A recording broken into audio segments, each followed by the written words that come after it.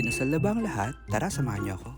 Itong February 8 ay dumalo ang inyong abang lingkod sa Jerson and Arlene wedding na ginanap sa San Agustin Church sa Intramuros.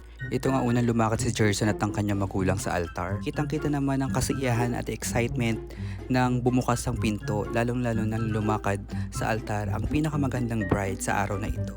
Tatawagin natin siya sa pangalang Arlene. Medyo napalahuan nga rin ako sa sobrang kasiyahan. Ang kasalan ay pinangunahan ni Father Israel na isa ring malapit na kaibigan ng mga ikinasal. Kasalan ay naging makahulugan at grandioso nang inawit na ng choir ang kanilang paboritong awitin sa pangunguna ni Vian. Tulad na ang pangarap kong ibigin ka, panunumpa at panata sa puso.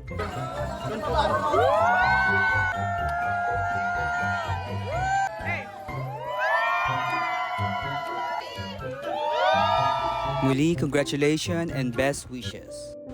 Bye! Follow for more!